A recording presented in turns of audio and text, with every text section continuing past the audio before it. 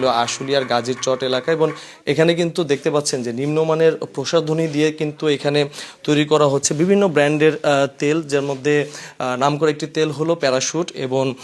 আপনাকে যদি দেখাই যে এখানে কিন্তু রয়েছে পন্ডস, যেটি চন্দন মিশ্রিত, কিন্তু আমরা কিন্তু দেখলাম বিভিন্ন আটা এবং কেমিক্যালের মাধ্যমে এখানে এগুলো তৈরি করা হচ্ছে।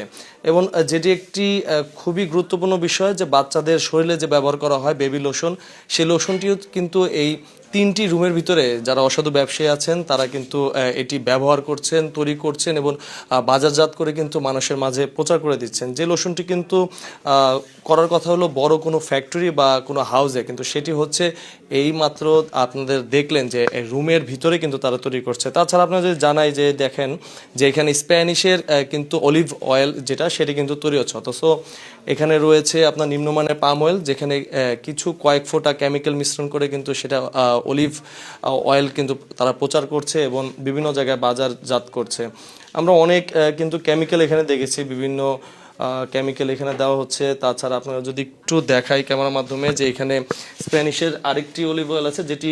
খুবই নাম করা, সেটির কিন্তু লেভেল তারা এখানে রাখছে এবং সেই লেভেলগুলো দিয়ে কিন্তু তারা এই সকল জিনিস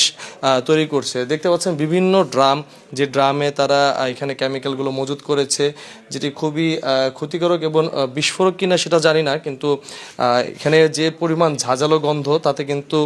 খুবই একটি অস্বাস্থ্যকর পরিবেশে এগুলো তৈরি হচ্ছে। স্থানীয়বাসী যখন এই খবর জানতে পারে এবং তারা যখন আজকে আসে তখনই কিন্তু এই অসাধু ব্যবসায়ীরা কিন্তু পালিয়ে যায়, তাদের কেউই কিন্তু এখানে পাওয়া যায়নি। আমরা এসে স্থানীয় মানুষের মাধ্যমে এখানে প্রবেশ করলাম এবং দেখলাম যে সকল নিম্নমানের জিনিসগুলো তৈরি করছে এবং স্থানীয় বাসিন্দারা যেটা বলছেন তাদের দাবি যে খুব দ্রুত যেন প্রশাসন এই সকল যারা অসাধু ব্যবসায়ী আছেন তাদের যেন তারা আইনের আওতায় এনে এরা যেন কোনোভাবে এই সকল ব্যবসা যেন না পরিচালনা করতে পারে, এটি কিন্তু তারা জানিয়েছে।